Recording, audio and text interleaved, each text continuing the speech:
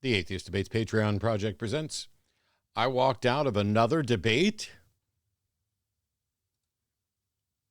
Yes, in fact, I did. Hey, everybody, welcome to what's kind of a debate review.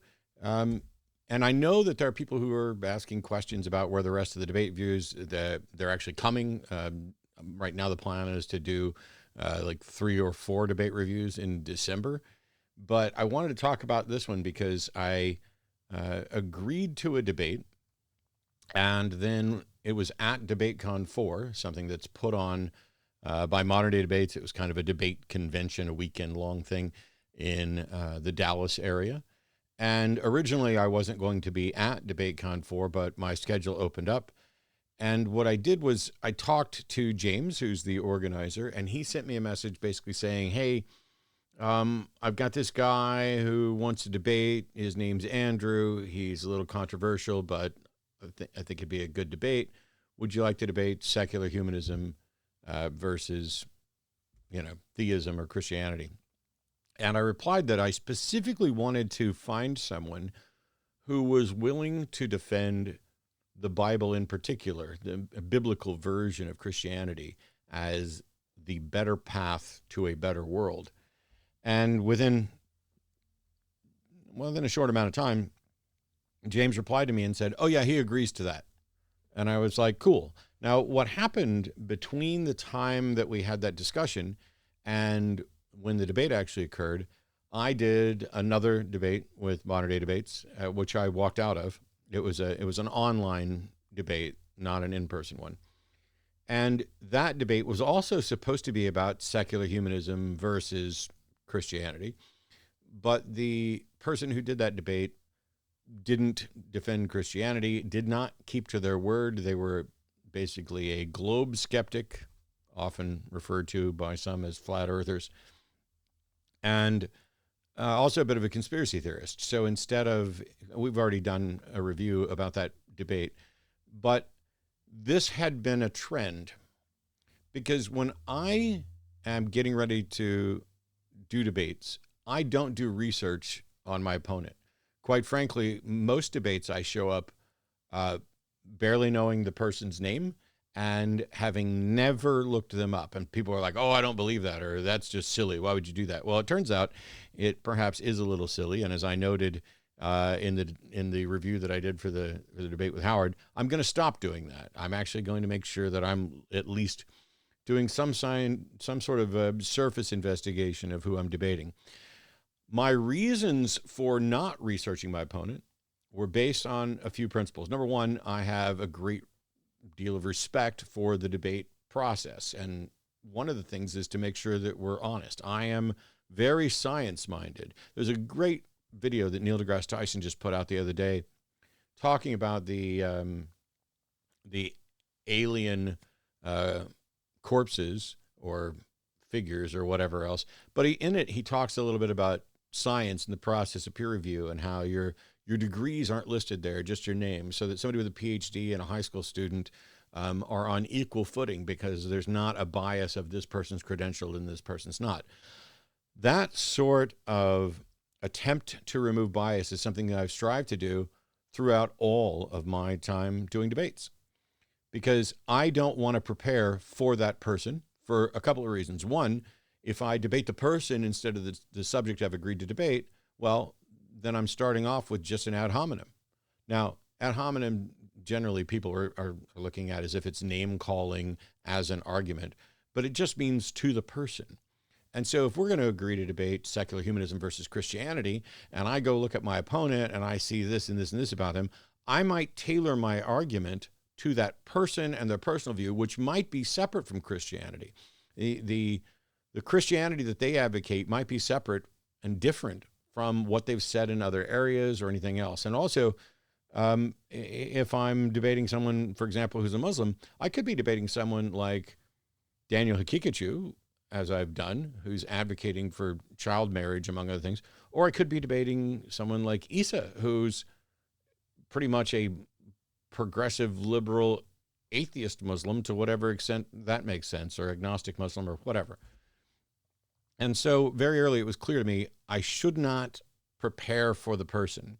And I also saw, as I became a more popular debater, in demand more and more, my opponents started preparing for me and not for the subject. All I've ever done is prepare for the subject. I'd rather, apart from I don't want to walk in and wind up facing a racist Nazi, which is pretty much what just happened.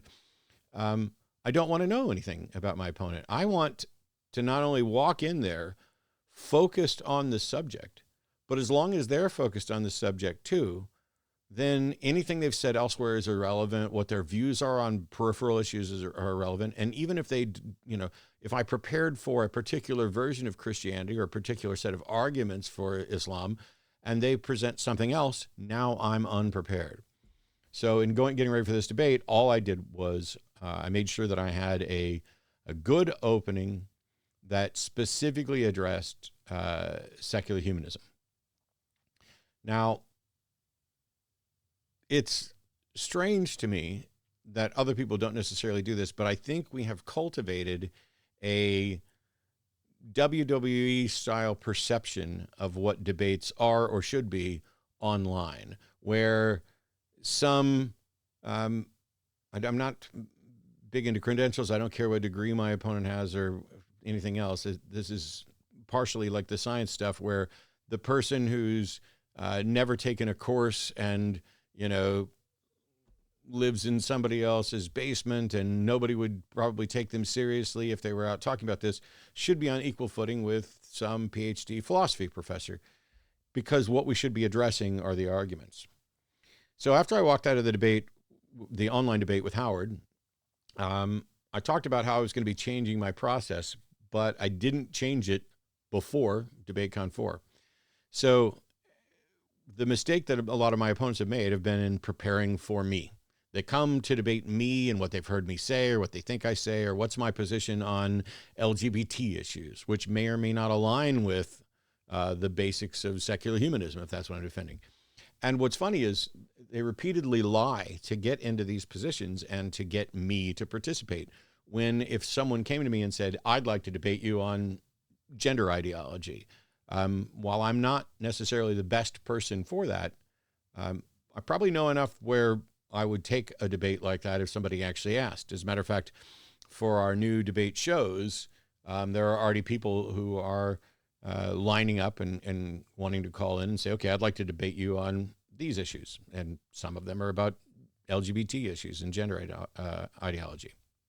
So one of the people who works for Modern Day Debate, after I walked out of the Howard debate, I sent them an email letting them know why I walked out. They sent me back kind of an apology, and they expressed their own befuddlement at, they're like, yes, these people keep showing up and they just keep targeting you instead of the subject of the debate. And these people, it was obvious. They're lying to get debate time because they care more about, I got to debate Matt Dillahunty, which will get them clicks and some recognition, rather than I successfully defended whatever my position is. So I showed up. Well, actually, before I showed up at the DebateCon 4, Arden and I had a 3.5 hour drive, give or take, probably closer to 4, to get from Austin to Dallas. And on the drive up, I always use that time to prepare my thoughts, to go over stuff. I've got, I'm not on the drive alone most of the time. So when I've got Arden there with me, there's a sounding board. And I went through my outline of what I wanted to say with regard to secular humanism. I had her give me her thoughts on that and correct stuff or change it or say, no, that's not clear. Your wording is not clear at all here. You need to rework that. And then we prepared for what type of side questions there were going to be, because I already knew that when we're comparing a secular humanism to Christianity, I wanted to make the distinction between what sorts of things a secular humanist world would advocate for and what sort of world Christianity might advocate for under different circumstances. And so I went directly after the new Speaker of the House and how he's very Christian dominionist, Christian fundamentalist, Christian nationalist, and has problematic views on the LGBT community, including wanting to deny them rights, despite the fact that they are citizens and constituents of his that should have access to their rights. I did this, and I specifically, it was so funny, I specifically said, because I didn't know, I want to know what Andrew, my opponent's position is on Christianity in this sense, because Andrew's version of Christianity could be much better than the Speaker of the House's. As it turns out, Andrew's is probably worse. Evidently, his online name is something like Big Papa Fascist or something like that. So, and while he may be saying that ironically, I don't know, because the positions he's advocating for, he's defended white separatist stuff in some other debate. I found all this out afterwards. So I didn't know. And so even in my opening, I was like, let's hope that Andrew's version is better. And so we sat down and I started taking notes.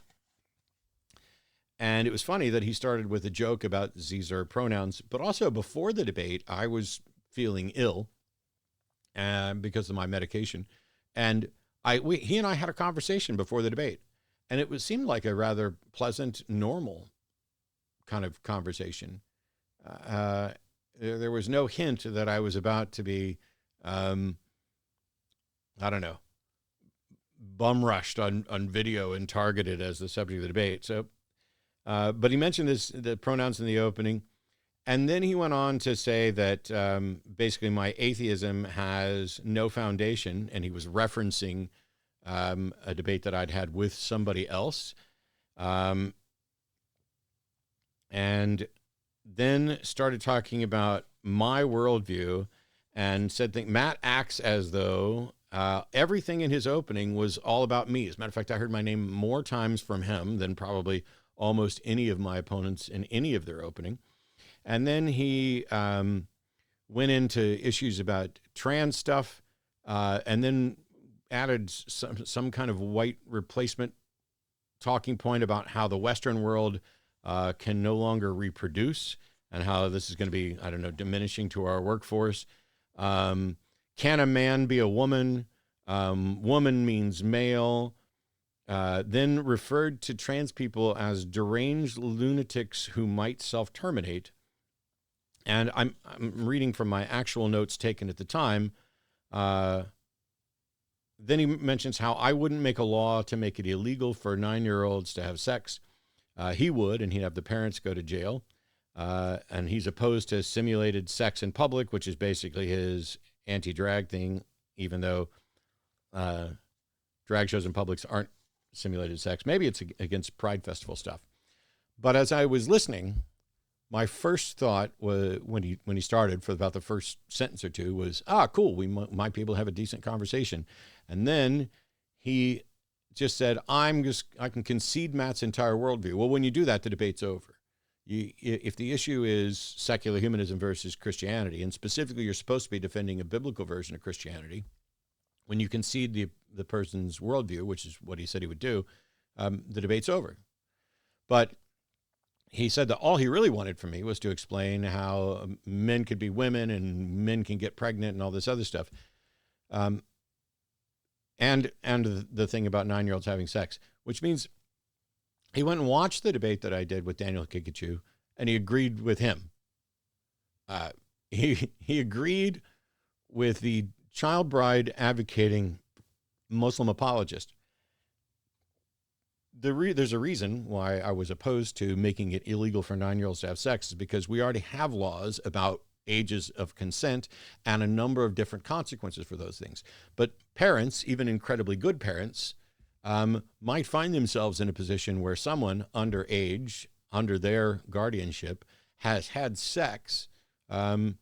And if your solution is let's lock the parents up, you've potentially done more harm, because now those kids not only don't have parents.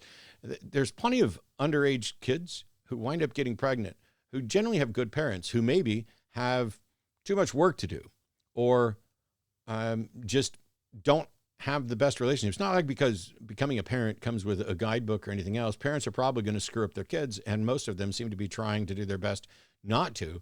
But to say, we're going to jail you because your underage kids had sex, because you assumed that some 9 or 10-year-olds having, down in the basement watching TV, sex isn't on your mind at all, and yet they could have. Plus, it's not like there's this massive epidemic that is short of a solution, but his simplistic solution of just making it illegal is one that I don't advocate for. I don't want to put the kids in jail. I don't even want to put the parents in jail. But also, we already have laws that set the ages of consent and deal with when those laws are violated. So the notion that adding more laws is somehow going to fix a problem is something that I have fundamental issues with. And so during the debate, I was like, no, I wouldn't make that illegal. And then I went on to explain some of the stuff I just explained, but not in as much detail because that wasn't the subject of the debate. When it comes to how can men be women, that's not what trans people are actually claiming. And you'll notice in the discussions about trans identity and gender issues, they don't tend to spend much time at all on trans men. It's always about trans women. And if you listen to what they say, the way their objections are framed, it is always about defining woman as cis woman. What the rest of us would normally refer to as cis woman, that is their only acceptable view of woman. And similarly, cis man is their only acceptable view of man. So when I say, yes, in fact, men can get pregnant, and by that I'm generally talking about trans men, because trans men will often have a womb and a uterus and ovaries.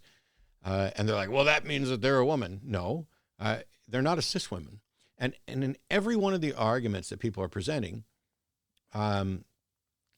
they're saying this trans person isn't a cis person. Take every one of their logical arguments of how they're going to define stuff and what they're going to say, you're not a woman. What they're really saying is trans women aren't cis women, because they're going to define cis woman as the only real woman. So anything that's not a cis woman isn't a real woman. Now, that's very prescriptivist of them with language. It's also kind of ignoring what we've come to know about biology, psychology, and sociology. Because while genetic sex may be related to chromosomes or gonads or the whether you're producing estrogen or testosterone, those sort of primary biological sex characteristics, you don't have access to those things. And in the entire history of the world, you never knew what anybody's chromosomes were before you dated them. So that's kind of irrelevant. But it's not like trans people are claiming that their chromosomes are different than what they are.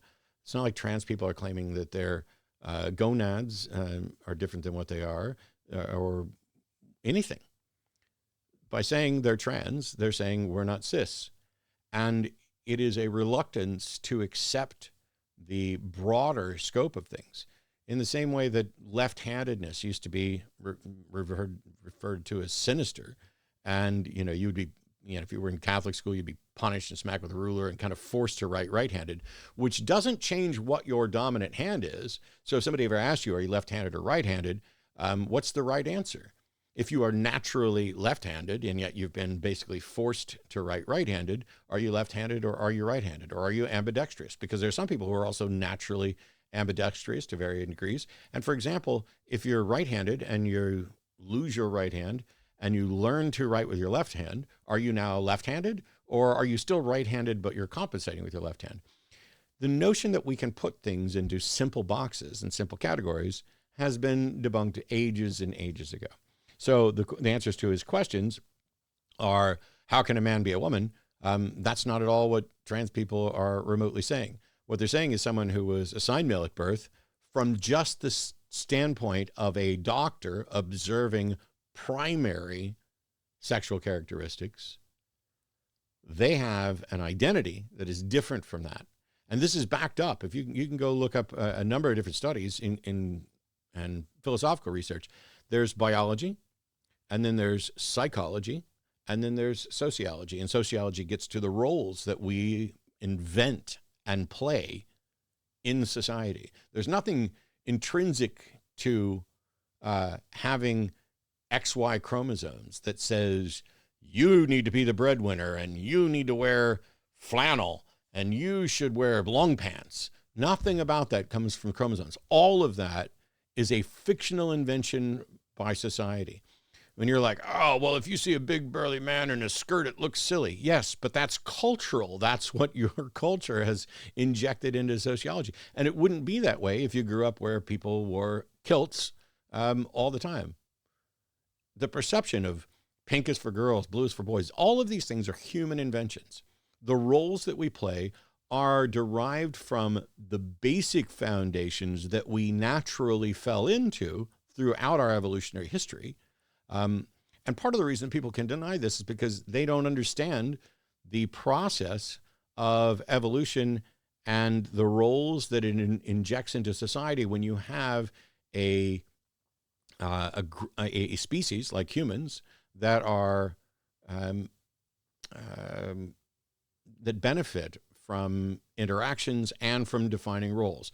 Some people are going to be like, men are the strong ones and women are the nurturing ones. Well, generally speaking, the people who give birth and care for children are going to be forced into a slightly different role for a good chunk of their lives than the people who can't. And we generally view a sexually dimorphic distinction between men and women, between males and females. Well, what's a man? Define woman. I'm going to say that a woman is an adult female human being. Me too. And then you can have a discussion about what does adult mean? When does it start? How do we define it? And you can also have a discussion about what does female mean? Because if you want to, when basically you're saying, here's the thing, there are adult humans and they fit into only two categories, which also isn't true.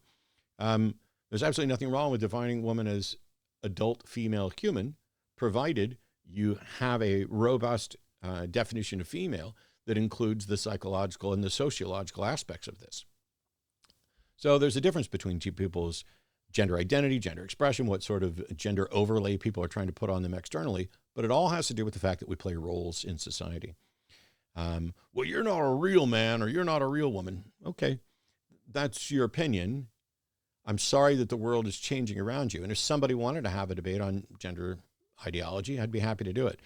But instead, Andrew lied. He brought his own camera person, put his own mics on me, sat there and pretended to have a decent conversation with me. I had no idea what was in store and didn't find out a lot of this until about an hour after I walked out of the debate. And so you don't have to lie to get me there. And this guy said that he would debate Christianity versus secular humanism as with regard to which is better for the world, and specifically that he would defend the Bible. And yet that's a lie, because he was willing to concede my worldview, mentioned my name, I don't know, half a dozen times, wanting me to defend my position on this, my position on that, things that had nothing to do with secular humanism as some sort of accepted position. They're things that aren't tied up in any of the secular humanist manifestos, and things that had nothing to do with his supposed position of the Bible or Christianity. When you start a debate by essentially saying, I'm going to concede your entire worldview and you're going to tell me this, this, and this, it became very obvious. This was an ambush schock-jock thing with white replacement points and all kinds of stuff. There was no attempt to defend what he was supposed to defend, and no attempt to address secular humanism. Just, here's what Matt said about a couple of subjects. Let's see if he can explain it. I can, and I have. And I wasn't the subject of the debate, and my personal positions on things that may not even necessarily align with secular humanism were also not the subject of debate. It was dishonest, and throughout it, you'll notice, if you go watch it, I'm sitting there taking notes on this very notepad, and I had created a series of bullet points right there. And right after the bullet points of where he said something about, should we let them keep believing, the tone shifted. And then I got to much simpler bullet points where it was Matt acts as though, and then, hey, it's all about me, and then trans stuff, and then the Western world can't reproduce. You'll see me sitting there, and it's the very next page where he gets to, can a man be a woman? woman means male, and then deranged lunatics might self-terminate, male, male, and I don't actually know what that bottom scribble was, because that was the point at which I decided this was over. And so if you go watch, I, when it came time for the open discussion, flat out said, I'm not going to dignify this. I have respect for the debate and debating process. I came prepared to defend secular humanism.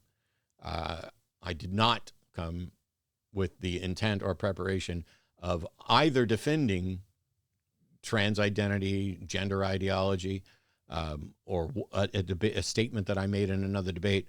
But I definitely am not going to sit here with someone who lied, who refused to defend the thing that they said they were going to defend, who name calls the trans community, making light of suicide, and pretending that somehow or another he's been silenced and unable to address these for fear that it might make some weak and fragile person, self-terminate. It is a parade of mockery and ignorance that is rooted in bigotry and ignorance. The entirety of the science, including the psychology and sociology, is on the side of gender ideology and trans community. And all he's got is, Matt said a man can get pregnant. Yeah, I did. Are you denying that trans men can get pregnant? No, he's not. He absolutely knows trans men can get pregnant. He just doesn't count them as men. And so this wasn't an honest even attempt to have a discussion about it, because the honest thing would be, hey, what makes it justified for you to call trans men men? Instead, he presents this cartoonish thing of, Matt thinks men can get pregnant, but we all know boys have a penis and girls have a vagina. Yeah, and if you keep sticking at the kindergarten level of understanding of this, you're going to keep looking foolish. Because at no point did I say that cis men can get pregnant, although I have a friend who pointed out that there are some conditions under which individuals that might be correctly identified as cis men could actually get pregnant. But we're not here to talk about the extreme outliers. We just don't get to dismiss a significant portion of the population because they don't fit into a norm. As Art and I have both said many times, generally speaking, I'm not a fan of like gender reveal parties and stuff, but when a kid is born, it's okay to presume that they're probably cis. The overwhelming majority of people are.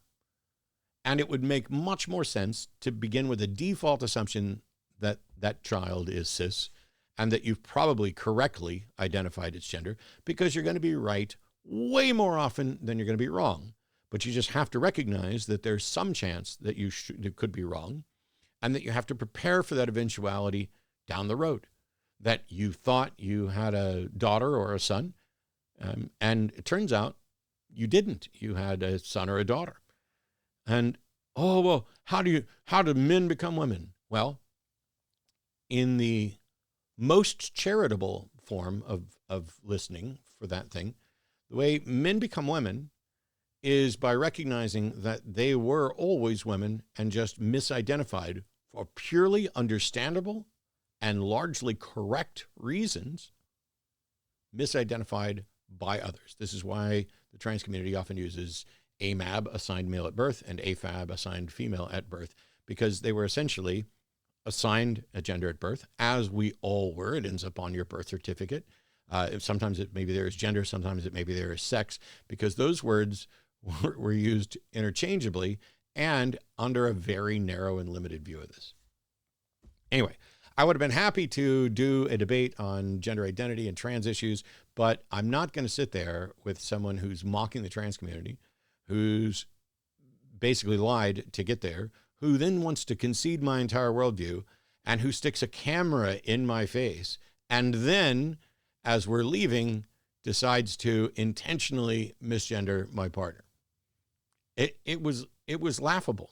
It's like the people who would write in and say, you're gay, homie. I ended up doing an entire segment on one of the shows about whether or not I'm straight. And the answer is, don't know, don't care.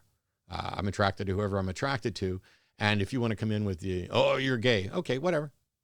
I don't know. What difference does that make? Well, you're afraid to say you're gay. No, I'm afraid to adopt a label that other people have been maligned and bullied and mistreated for. I don't feel like I've necessarily earned it. And I'm not in a relationship with a man, despite what you think. Could I be in a relationship with a man? I don't know. I don't have any interest in it. But, maybe just to piss some people off. But even then, that would definitely not make me gay. That'd make me bi or pan. And so, am I straight? I ended up having to do an entire episode kind of responding to that because people think it's some kind of dunk to be like, oh, you're gay, homie, or, to misgender my partner. This has been happening for a couple years now. Andrew was dishonest and disgusting. And he's the reason that I won't be doing any more events with Modern Day Debate, online or not. Modern Day Debate, there's no easy way to say it. Undeniably, I am the most popular individual that's, as far as I know, ever been on there, and it's not even close.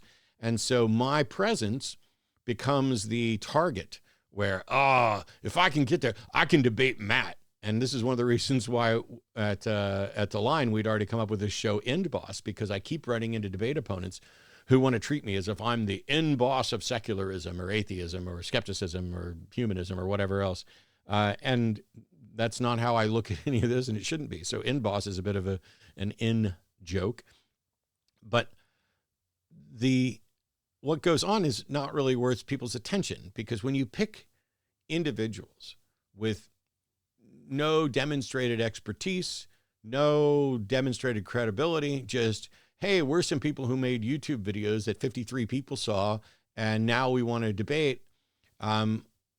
It's undeniable. My presence has been raising, elevating attention paid to people whose views aren't deserving of that attention. Because I have some notoriety and prominence, when I show up, that elevates Modern Day Debates to something beyond, here's just a couple people on YouTube screeching at each other or whatever. Because Modern Day Debate can't get enough good debaters, so they'll take almost anyone. And I don't need to spend time debating racists and fascists who lie to get a seat at the table. As I've said many times, I don't need to debate a member of the Ku Klux Klan to show why their views are bad. I can honestly and fairly present their views and rebut them without giving them a platform. Similarly, I can do the same thing with the TERFs, with the anti-trans community, the gender-critical people. I can do the same thing with theists and people who are opposed to secular humanism. I don't mind having those debates because when we're talking about ideals and competing worldviews, it would be unfair of me if someone's defending a particular view of Christianity to say, yes, but you cheated on your wife, which is opposed to Christianity, because what they do privately and what they've done or whatever else may not have anything to do with what they're defending. You don't make the person you are engaged with the subject of the debate. That's the error that most of my opponents make. That's the reason why I didn't look up Andrew before this debate. That said, I will, in the future, be at least doing a cursory investigation of every potential debate opponent. If for no other reason than while it should be a process where everyone starts off on equal footing, it's undeniable that we've created an internet where clicks and shock value are what gets attention and money, and that encourages people to be more shocking, more offensive, and less honest in the pursuit of debate. So that's why I walked out of that one. It's why I'm done with Modern Day Debate, so I won't be going back. One of the individuals who had previously emailed me to talk about how bad the opponents were there at Modern Day Debates and how they stupidly keep coming after me instead of the subject and being dishonest about it. That same individual later went on, after I walked out of this debate, later went on a podcast to suggest that they had email conversation with me and they were the one in the know. And if you want to hear it from somebody who knows, they wanted to play themselves up as a bigwig, and then suggested that I pre-planned walking out of that debate, which is ridiculous that somehow I pre-planned what my opponent would say in order to justify me walking out. And despite that, I prepped all the way up there. I took notes during the debate specifically so that I could address stuff. And there's a timestamp of a conversation between me and Jimmy Snow, where I was telling him about the debate, and we were being optimistic about what might happen. And then right in the middle of the debate, you can see me pick up my phone, or near the middle or end of his talking points, you see me pick up my phone and send a couple text messages. And I sent Jimmy a text message saying, yeah, I'm leaving this debate. I sent Arden one that was the same, and I sent one to James, who was sitting over on the other side of the room. One of the sad things is after I left and walked out, and after he had already name-called, mocked suicide, intentionally misgendered my partner, they kept him up there on stage and kept live streaming. They kept him up there because the thinking was, oh, this guy is a terrible representative of Christianity. Let's let the audience go after him. I'm not interested in debating at the level of Jerry Springer shows. I've sat on stage with some of the best minds on both sides of the theistic issues, and I've done my best over the years, and I'm not always going to get it right, to be a good representative of secular humanism, skepticism, etc. Yeah, things get heated. People end up calling names. Hell, Cliff Knechtle and I, I like Cliff a little bit. We're not friends, but we've had incredibly heated debates, and, smile at the end of it, and I would engage with him again, because I know that Cliff at least respects the process and is going to be sincere. And if Cliff shows up and says, hey, I'm going to debate this topic, that's the topic he's going to debate. That's not the case with Andrew. Wasn't the case with Howard. It's not the case with a number of people within the broader modern day debates community. And to leave him up there on stage after I left, I get it. You got a sponsor, you got an event, you got people who paid. But there were a lot of other things going on that weekend that would have been much more productive. So that's it. That's probably the last word on what I'll say about Andrew. There weren't any other questions that he posed during his opening that need much of an answer. He's straw manning the entire aspect of gender ideology and trans issues. And he specifically lied, didn't defend what he was going to defend, conceded my worldview, and then came with a plan to just attack me. I'm not the subject of debate. I've never been the subject of a debate that I've been in. I wouldn't take a debate with me as the subject. I'm there to do my best to represent secular humanism. And I'm also there to do my best to not inject my biases over something, in much the same way that I did a team debate, Chris DiCarlo and I did at one of the Canadian events. And Chris was mentioning how when somebody calls him up to ask him if he wants to do a debate, he's like, okay, which side would you like me to take? Because he cares enough about the debate process, and he's one of the many people who are like, oh, you should be able to debate both sides. You should be able to honestly and fairly debate both sides, and you should be able to steel man your opponent. And this is great because it helps you avoid straw manning them. I don't do that. I could. I could absolutely, I might snicker on occasion, but I could absolutely defend Christianity, Islam. I could defend the anti-choice issue on abortion, any number of things. I don't do it in part because why would I want to teach the people who are wrong and bigoted how to be better at defending their bigoted positions? So you can say it's arrogant all day long, but I'm good enough at debate. I would be better at defending my opponent's positions than they are most of the time, if for no other reason than I would actually stay on topic instead of making it about the person that I'm debating. That's enough for now. We'll see you next time. Thanks, everybody. Bye-bye.